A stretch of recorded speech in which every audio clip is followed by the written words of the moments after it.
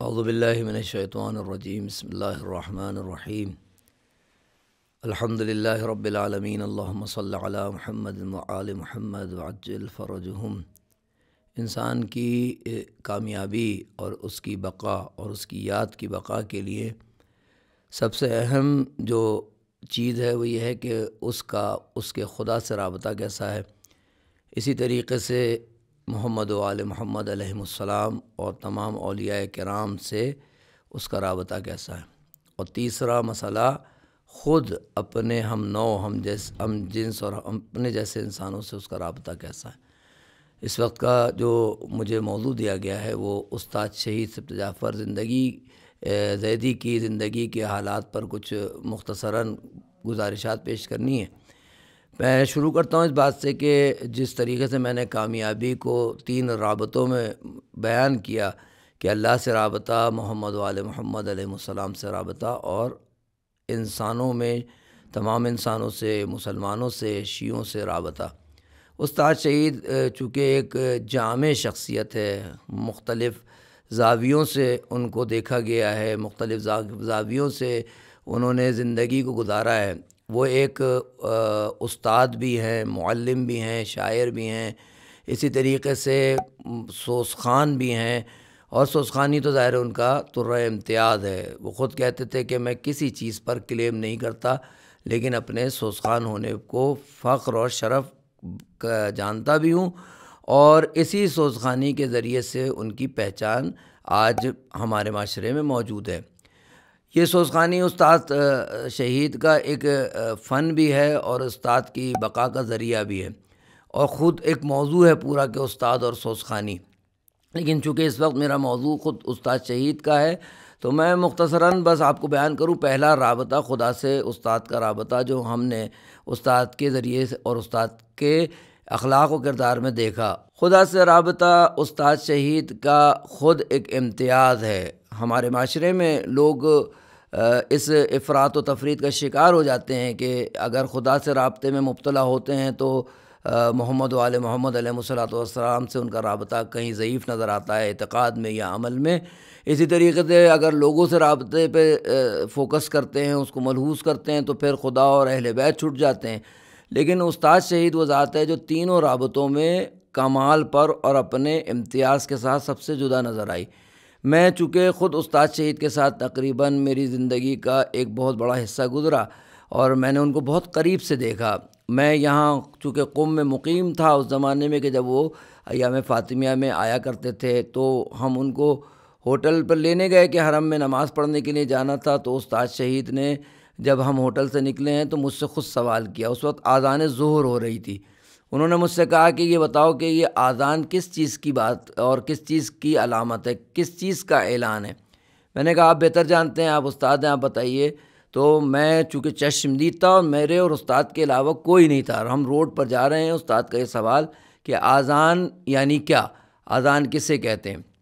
میں نے ان سے کہا کہ آپ خود بتائیے۔ تو پلٹ کے روتے ہوئے باقاعدہ استاد نے مجھے جواب دیا کہ پروردگار اپنے گھر سے دن میں 3 دفعہ اس بات کا اعلان کرتا ہے کہ میرے بندے گھبرانے کی، پریشان ہونے کی ضرورت نہیں، میں تیری مدد کی اور تیرے استعانت کے لیے موجود ہوں۔ اور خدا سے جو میں نے ان کا جو خصوصی لگاؤ دیکھا ہے اور اب دیکھا ہے وہ بیان سے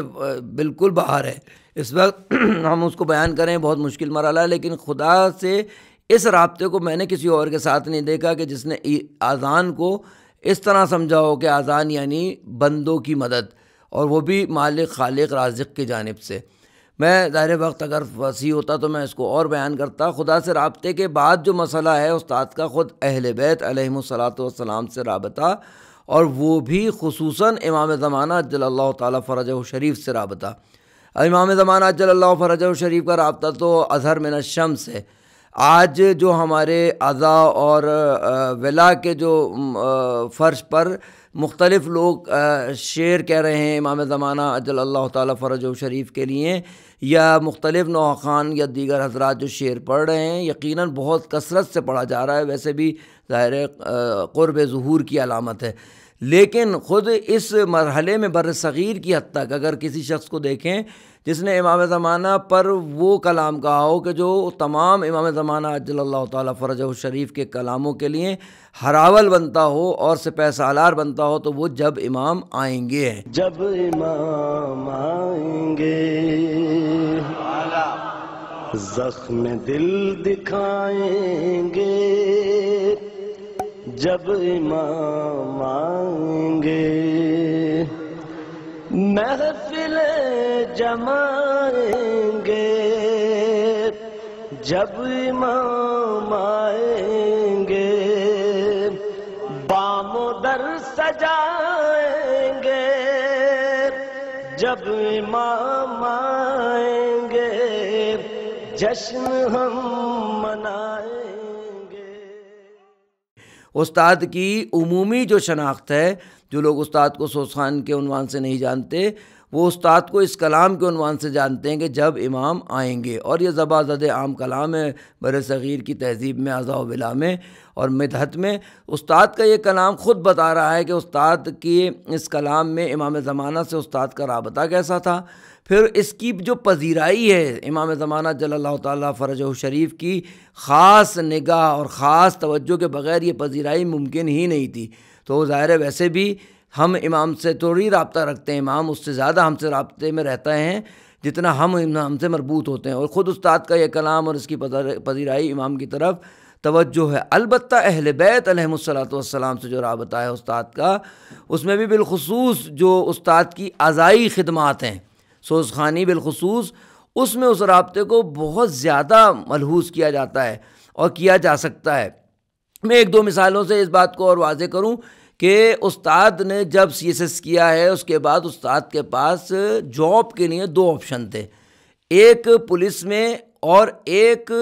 تدریس کے سلسلے اور استاد اور معلم کے عنوان سے دو آپشن تھے کہ کالج میں کہیں لیکچرر ہو جائیں یا پولیس میں آپ انتخاب کر کے وہ ایک خاص عہدے تک استاد چلے جائیں۔ اب یہاں انتخاب کرنا تھا استاد کو، استاد نے اپنے والد مرحوم سے بھی مشورہ کیا۔ استاد کے والد نے بھی یہ کہا پہلی بات کہ جو پولیس کا محکمہ ہے اس میں حرام حلال کی تشخیص دینا ذرا سخت ہے، اس میں مسائل زیادہ ہے رزق کے، حرام حلال کے۔ دوسرا جو استاد کا جو شعبہ تھا معلمی اور استادی اور جو ٹیچر جو استاد نے شعبے کا انتخاب کیا، اس کا معیار سنیے۔ استاد نے اس شعبے کو ہم سے خود بیان کیا ہے کہ میں نے اس شعبے کو اس لیے اختیار کیا کہ یہ محترم اور معتبر، یہ کچھ نہیں کہا استاد نے کہا کہ چونکہ یہ تقریباً آدھے دن کا کام ہوتا ہے اور آدھے سے زیادہ دن میرے پاس موجود رہے گا اور میرے پاس میسر رہے گا کہ میں عزائے امام حسین کی خدمت کر سکوں، یعنی میں عزا خانوں سے چھٹ جاؤں گا اگر میں پولیس کے محکمے میں جاؤں گا، کیونکہ وہاں پورے دن کی جاب ہے، پورے دن کا کام ہے۔ تو استاد نے اپنے کیریئر میں بھی جو انتخاب کیا اس میں بھی عزائے سید الشہداء کو ملحوظ رکھا۔ اور میں آپ کو یہاں ایک اور بات بتاتا چلوں کہ جس طریقے سے استاد نے بلوث خدمت کی سب جانتے ہیں، کوئی بھی کسی سے بھی یہ بات نہیں ڈھکی چھپی ہے کہ استاد نے کس طریقے سے سوزخانی کی اور عزا خانے کی خدمت کی، اور اہل بیت کی جو خدمت کرتا ہے اہل بیت اس کی قوت سے اور اس کے ظرف سے زیادہ اس کو نوازتے ہیں۔ استاد کا ایک ہی بیٹا ہے جس کو ابو ذر کے نام سے سب جانتے ہیں۔ ابو ذر استاد کے بڑے فرزند ہیں، اب ماشاءاللہ خوب صاحب اولاد بھی ہیں ماشاءاللہ، اب تو ظاہر ہے عمر کے اس حصے میں ہے کہ اب تقریباً جوانی گزار چکے ہیں، لیکن استاد کا یہ بیٹا، یہ تک فرزند، یہ اکیلا بیٹا، جب اس کی عمر تقریباً سال یا 1.5 سال کی تھی، خود بیان کرتے ہیں مجھ سے، ہم نے خود سنا ہے استاد سے، وہ کہتے ہیں کہ ابو ذر کو اس زمانے میں تھیلیسیمیا کی پرابلم ہوئی ہے، خون بدلنے کا مسئلہ ہوا، کینسر کے بہت زیادہ قوی امکانات تھے، تقریباً مبتلا تھا، اور عالم یہ تھا کہ پہلے ہفتے میں ایک دفعہ خون بدلتا تھا، پھر بعد 2 دن میں آئی، پھر روزانہ کا مسئلہ شروع ہو گیا، اور استاد جو اپنے کیریئر کو جو ہے نا وہ ٹائم بچا کے عزا خانے کو دینا چاہتا ہو، وہ بہت زیادہ مصروف ہو گئے۔ وہ کہتے ہیں کہ میں نے ایک دفعہ سوزخانی کر کے عزا خانے میں اندر گیا، شہنشین میں گیا، اور وہ جملہ جو استاد نے کہا وہ استاد ہی کہہ سکتے ہیں۔ استاد نے پلٹ کر خطاب کیا حضرت زہرا علیہ الصلوۃ والسلام کو، اور ایک جملہ کہا کہ بی بی میں یا آپ کے بیٹے کو، آپ کے بچے کو دیکھ لوں یا اپنے بچے کو دیکھ لوں۔ وہ دن ہے اور آج کا دن ہے، بحمدللہ خدا کے لطف و کرم سے، اہل بیت کی عنایت سے ابو ذر کو وہ بیماری اسی زمانے میں ختم ہو گئی، یعنی اس قدر قوی خدمت تھی کہ اس قوی طریقے سے حضرت زہرا سے طلب بھی کیا اور لے بھی لیا. اور ویسے تو ظاہر دنیا جانتی ہے کہ سوزخانی میں جس طریقے سے نہ نام چاہیے تھا ان کو کہ اشتہار پہ نام ہو، نہ لفافہ چاہیے تھا، نہ ناشتہ چاہیے تھا. خدمت جو سوزخانی کی ہے بالکل اس میں تفصیلات کی بیان کرنے کی ضرورت ہی نہیں ہے، لوگ اتنا جانتے ہیں. تیسری اور آخری بات کہ جب استاد کے لوگوں سے رابطے کو آپ دیکھیں، یعنی عام انسان ہو یا مسلمان ہو یا خصوصاً مومن ہو، ترتیب کا لحاظ رکھتے تھے اور روایات اور آیات میں جس طریقے سے بیان ہوا ہے اس کا بہت خیال کرتے تھے. آج آپ ان کے جو جب شہید ہوئے ہیں 2013 18 مارچ کو جب استاد شہید ہوئے ہیں اور 19 مارچ کو جب استاد کا جنازہ اٹھا ہے، اس جنازے نے خود اس بات کو ثابت کیا ہے کہ بیوائیں، یتیم اور تقریباً جو استاد سے متاثرین تھے، جو استاد جن کی خدمت کیا کرتے تھے، وہ کس طریقے سے استاد کے جنازے پہ گریہ کر رہے تھے. بلکہ کوئی فرد ایسا نہیں تھا کہ جو استاد کے جنازے پہ گریہ نہ کر رہا ہو. اور اس کی ایک وجہ وہی روایت ہے کہ جس میں معصوم فرماتے ہیں کہ لوگوں کے ساتھ اس طریقے سے زندگی گزارو کہ اگر تم زندہ ہو تو وہ تم سے ملنے کے مشتاق رہیں. اور واقعاً استاد جب جعفر طیار آتے تھے تو مجھے ایسا لگتا تھا تو پورا جعفر طیار استاد سے ملنے کا مشتاق ہے، کہ اس چاہتا ہے کہ جعفر کچھ دیر ان کے ساتھ رہ لیں. اور جب دنیا سے گئے تو جو روایت کا جملہ یا لفظ ہے وہ بکو ہے، یعنی زور زور سے رونا. اور لوگوں نے استاد کے جنازے میں لوگوں کو زور زور سے روتا ہوا دیکھا. اچھا، یہ مسئلہ ظاہر جنازے میں ایک بڑی تعداد ظاہر مومنین کی تھی، شیعہ حضرات کی تھی، لیکن ظاہر غیر شیعہ اور غیر مسلم تک استاد کے جنازے میں بھی تھے اور استاد کے روابط میں بھی تھے. استاد جس ہیئر ڈریسر کے پاس جا کے مثلاً اپنی ریش تراشا کرتے تھے، یا مثلاً جو ہے نا جس دھوبی کے پاس جایا کرتے تھے، جس کے پاس جائے تھے، میں آپ کو مثال دوں کہ استاد کا جو کالج کا جو چپڑاسی، جو بزرگوار جو وہاں خدمت انجام دیتے ہیں،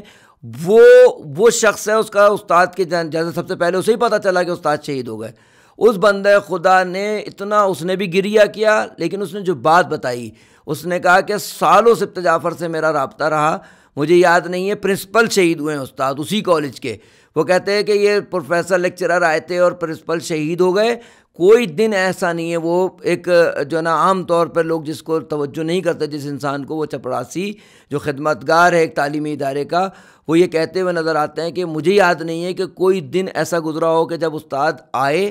تو رک کے بائک سے اتر کے مجھ سے احوال پرسی نہ کی ہو، ہاتھ نہ ملایا ہو. اسی طریقے سے جب واپس گئے ہوں تو ایسا نہیں ہو سکتا کہ وہ مجھ سے ملے بغیر گئے ہوں اور میری احوال پرسی انہوں نے نہ کی ہو. یہ عام لوگوں سے بھی ایسی رابطہ تھا. اسی طریقے سے جب کسی بڑی نشست میں بھی جاتے تھے تب بھی بڑا آدمی ہو یا چھوٹا آدمی ہو، استاد کے نزدیک کوئی فرق نہیں تھا. استاد ہر انسان کو انسان کے عنوان سے، خدا کے بندے کے عنوان سے، اور اسی طریقے سے مومن اگر ہے تو خصوصی اس کا احترام کیا کرتے تھے، علماء کا خصوصی احترام کرتے تھے. جب آئے ہیں قوم تو ہمارے ساتھ آقا بہجت علیہ رحمہ اس زمانے میں بقید حیات ظاہری تھے، تو ان کے نماز میں شرکت کی. اس کے بعد جب آقا بہجت مسجد سے نکلے ہیں تو استاد نے اچک کے دور سے استاد آقا بہجت کے کندھے کی ابا کو باقاعدہ مس کیا اور اس کو چوما، اور مجھے پلٹ کے کہتے ہیں کہ تم نے میرا بہت بڑا کام کرا دیا، کہ اتنے بڑے مرجع سے تم نے میری ملاقات اور میری زیارت کرا دی. تو خود علماء کا احترام، مرجعیت کا احترام ان کے اشعار میں موجود ہے، ان کی فکر میں موجود ہے، ان کے کلپس باقاعدہ موجود ہیں. اعتقاد کے اعتبار سے اگر آپ دیکھیے خصوصاً سب سے زیادہ استاد شہید نے جس نظریے کو سب سے زیادہ کنڈیم کیا ہے اور جس پر سب سے زیادہ شعروں میں بھی احتجاج کیا ہے، تقاریر میں بھی احتجاج کیا، وہ نصیریت تھی.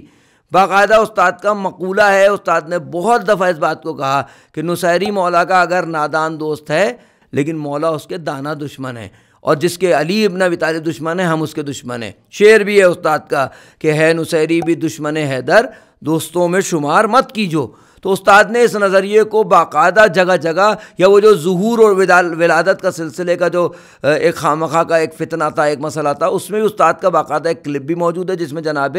محسن علیہ السلام کی شہادت کو استاد نے دلیل بنایا ہے ولادت کی. اس کے علاوہ بھی